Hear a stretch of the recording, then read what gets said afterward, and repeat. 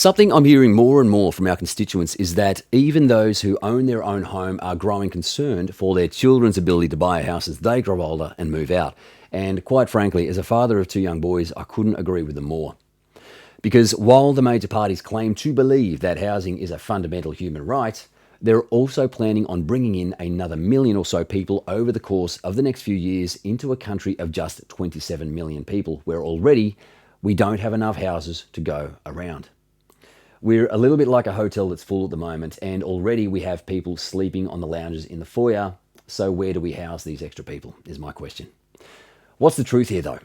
While the major parties claim that housing should be a basic human right, their actions speak clearly to us that they believe housing should be for speculation and profit, not for shelter. As with most mysteries in this world, all you have to do is follow the money and things become very clear. The ones benefiting from our housing crisis are not the everyday Australians or first home buyers. Clearly, it's those who already own multiple properties. And who are among the biggest beneficiaries? Many of the politicians who are supposed to be governing our housing market. On average, Australian politicians own 2 or more properties, with nearly 15% of them owning 4 or more properties, compared to just 4% of the general population. They stand to gain directly from policies that keep house prices high and supply low. Now, don't get me wrong here, I'm a fervent capitalist at heart, and I don't begrudge any of our everyday citizens from investing in property, but there is a serious conflict of interest when the people making decisions about housing policy are the same people who benefit most from explosive population growth, which places significant upward pressure on house prices. They benefit from questionable tax policies like negative gearing and capital gains tax discounts, which, by the way, cost Australian taxpayers like you and me up to $11.7 billion annually. These policies don't just favour the wealthy, however, they actively disadvantage renters by creating a shortfall in the national budget. Naturally, any shortfall must be made up elsewhere, often through increased taxes and reduced public services, disproportionately affecting those who can least afford it, namely renters.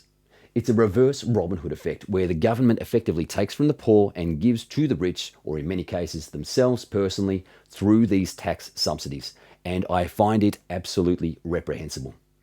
Let's be clear here. This isn't just a policy failure, it's a moral failure.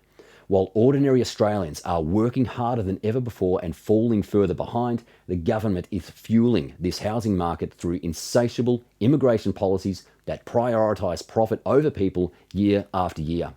It's a system that perpetuates inequality, pushing families to the brink while lining the pockets of property investors both in Australia and abroad, who I would argue have already done more than well enough over the journey. This isn't just unfair, it's an outright betrayal of the Australian people. When you scratch beneath the surface here, it's clear that the current system is designed to serve a small wealthy subset of our population, many of whom are the very politicians voting on these policies, at the expense of everyone else. Our current batch of politicians can't solve this problem because they are the problem. It's time to expose and end this major conflict of interest and demand fairness in Australian property. And I refuse to stand by and let this continue any longer.